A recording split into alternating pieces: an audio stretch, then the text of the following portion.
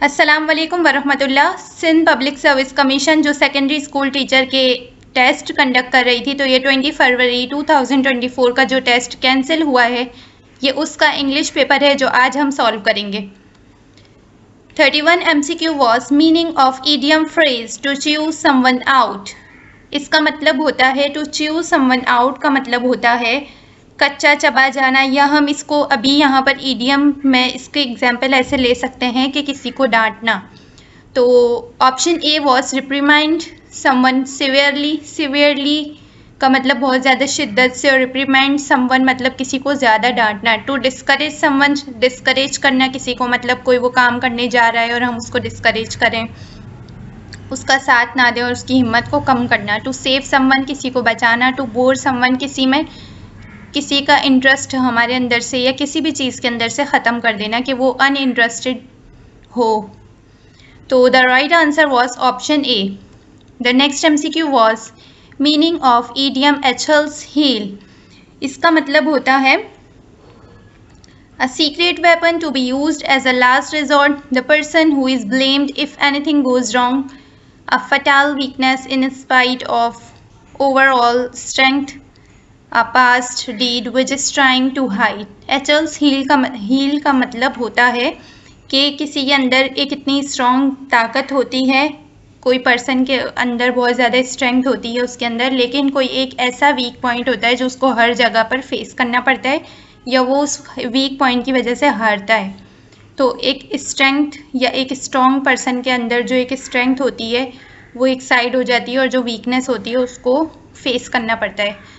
तो the option C was the right answer. क्या fatal weakness in spite of overall strength, एक overall strength तो है लेकिन उसके बावजूद भी जो एक वीकनेस है जो उसको हरा रही है हर वक्त।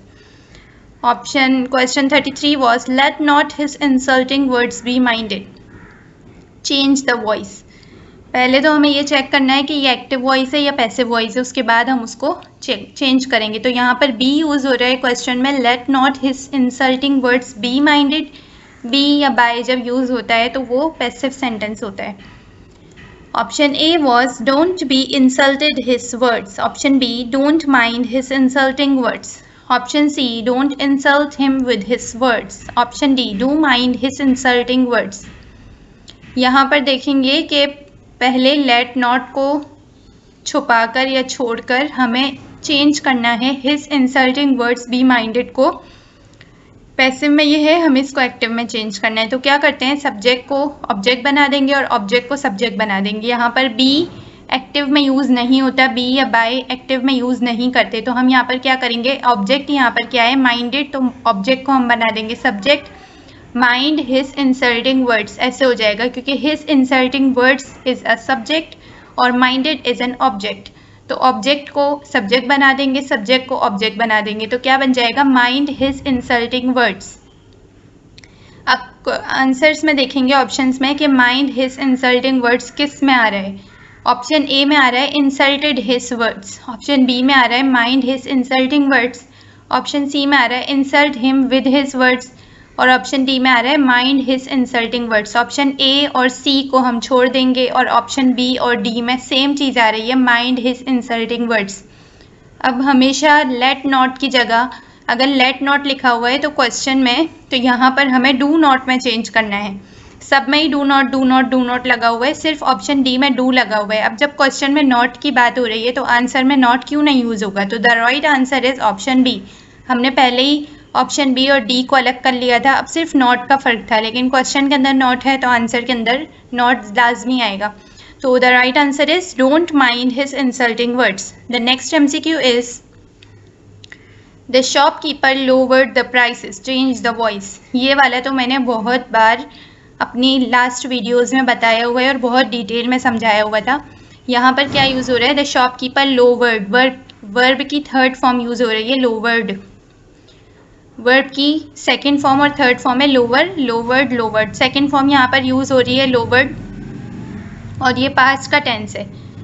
The shopkeeper lowered the prices. अगर ये प्रेजेंट का टेंस होता, लोवर लगा हुआ होता LOWER, तो हमें पैसिव में चेंज करते वक्त इज MR का यूज़ करना होता। यहाँ पर ये लोवर्ड लिखा हुआ है, मतलब सेकंड फॉर्म यूज़ हुई है, तो हमें क्या करना होगा, पैसिव में जाते वक्त वॉज या वर का यूज़ करना होगा। हमें सिर्फ उन ऑप्शंस को देखना होगा जिसके अंदर वॉज या वर यूज़ हो रहा है, बाकी ऑप्शंस को हम नहीं देखेंगे, क्योंकि ये पास्ट सिंपल का टेंस है और जब इसको पैसिव में चेंज करते हैं तो हम वर्ब की थर्ड फॉर्म यूज़ करते हैं और साथ में वॉज वर लगाते हैं। Option A, the price is lowered by the shopkeeper, इसके अंदर वॉज या वर नहीं आ रहा तो ये MCQ नहीं होगा, ये ऑप्शन राइट नहीं होगा। Option B, the prices were lowered by the shopkeeper, इसको हम अलग करेंगे क्योंकि इसके अंदर वॉज या वर यूज़ हो रहा है। The next option, down went the prices, the fourth option, the shopkeeper get the prices down, इन किसी के अंदर भी वॉज वर यूज़ ही नहीं हो रहा था कि हमें कोई और चीज़ को देखना पड़े, बहुत ही ईजी था। डायरेक्ट ही हमें ऑप्शन से पता चल गया कि वॉज या वर सिर्फ ऑप्शन बी में यूज़ हो रहा है, तो the right answer was option B, the prices were lowered by the shopkeeper. The next MCQ is Catherine made her children dash chores on Sunday, Catherine अपने बच्चों को कह रही है कि संडे वाले दिन काम करो कुछ। Make some, take some, do some, does some, कुछ काम करो। मेक सम तो कोई काम बनाओ, take some low, do some कोई काम करने के लिए यूज़ होता है डू सम, तो the right answer was do some chores on Sunday. The market is nearer to them then, option A we, option B our self, option C us, option D our self. The right answer is option C, because अब ये सब के अंदर ही we, our self, अस, ये सब we के ही हैं। The market is nearer to them then dash, अब यहाँ पर हमें यूज़ करना है ऑब्जेक्ट और वी का ऑब्जेक्टिव केस होता है अस, तो यहाँ पर क्या यूज़ होगा, the market is nearer to them then us. अगर स्टार्ट में लगाना होता तो हम वी यूज़ करते क्योंकि सब्जेक्टिव केस वी होता है, लेकिन अगर ऑब्जेक्ट में यूज़ करना है तो सब्जेक्टिव केस वी का अस होता है। The next MCQ is antediluvian means, antediluvian कहते हैं giving meaning of reflection of old time, कोई चीज़ इतनी पुरानी हो या कोई हमें पुराने वक्त की रिफ्लेक्शन दे या कोई पुरानी चीज़ का याद दिलाए तो उसे कहते हैं एंटीडाइलुवियन। ऑप्शन ए ऑकवर्ड, ऑकवर्ड का मतलब हमें पता है कि कोई चीज़ में ऑकवर्ड फील होना है, किसी को ऑकवर्ड फील करवाना। एक्सेप्टेबल, कोई चीज़ कबूलियत के लिए यूज़ करते हैं। और आर्डेंट का मतलब होता है जज्बाती हो जाना या कोई पुरजोश हो जाना या कोई नया काम शुरू करते वक्त जो एक्साइटमेंट होती है उसके लिए यूज़ होता है। और आर्किक कहते हैं एग्जैक्टली एंटीडाइलुवियन की तरह इसकी मीनिंग होती है कि कदीम, पुराना या किसी कदीम चीज़ की रिफ्लेक्शन दे रहा हो या कोई पुरानी चीज़ की याद दिला रहा हो, या इस तरह की पुरानी के लिए यूज़ होता है।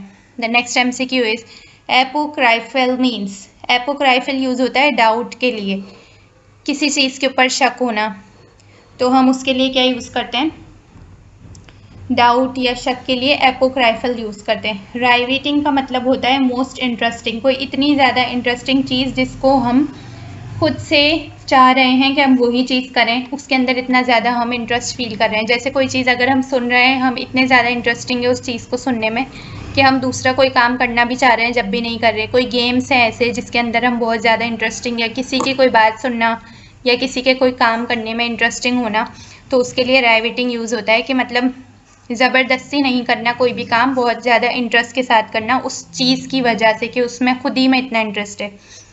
पेल्यूसिट का मतलब होता है क्लियर होना या कोई चीज़ का ईजीली अंडरस्टूड, अगर कोई चीज़ हम सुन रहे हैं या कोई काम हम कर रहे हैं तो वो बहुत ज़्यादा आसान है और वो हम लोग ईजीली समझ पा रहे हैं, तो उसके लिए यूज़ होता है पेल्यूसिट। इरिवर्सिबल, रिवर्सिबल का अपोजिट होता है इरिवर्सिबल, जिसमें होता है कि कोई चीज़ दोबारा हासिल नहीं हो सकती। जैसे एक चीज़ रिवर्सिबल है तो वो जैसी पहले थी वैसी हम दोबारा बना सकते हैं। जैसे स्प्रिंग होता है तो वो रिवर्सिबल होता है, अगर हम उसको खींच लेंगे तो वो दोबारा से अपनी हालत में आ जाएगा, लेकिन इरिवर्सिबल कभी भी अपनी हालत में दोबारा चीज़ नहीं आती।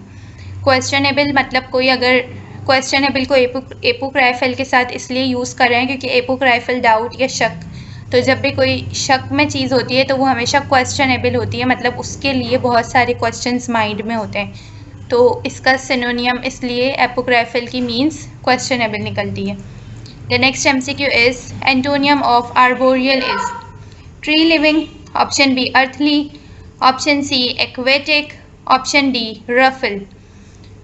एंटोनियम ऑफ आर्बोरियल, आर्बोरियल हम लोग कहते हैं कोई भी चीज़ या कोई भी दरख्त या दरख्तों से रिलेटेड जब चीज़ होती है तो उसके लिए हम यूज़ करते हैं, दरख्तों से मुतल्लिक किसी भी चीज़ के लिए हम यूज़ करते हैं आर्बोरियल। जैसे बोलते हैं आर्बोरियल एनिमल्स, तो उन एनिमल्स के लिए animals that live in trees, वो जानवर या वो जो दरख्तों पे रहते हैं तो उनके लिए क्या यूज़ होता है आर्बोरियल। तो ट्री लिविंग जो है वो सिनोनियम है आर्बोरियल का, क्योंकि ट्री लिविंग का मतलब भी होता है कि दरख्तों पे रहने वाली जानवर या कोई भी।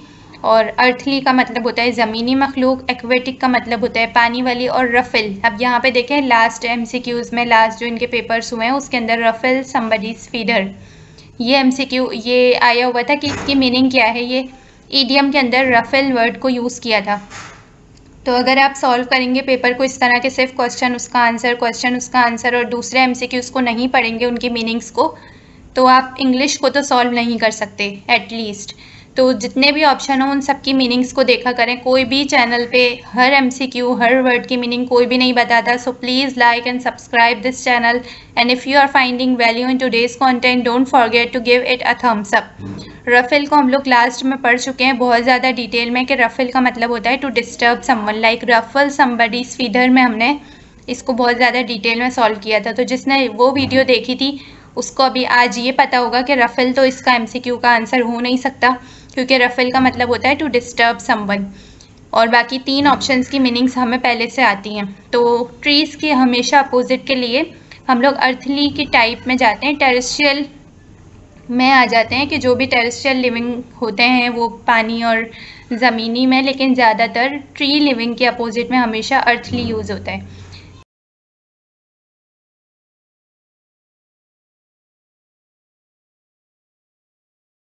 Thank you for watching. Like, share and subscribe and hit the bell icon so you will never miss any video of this educational journey.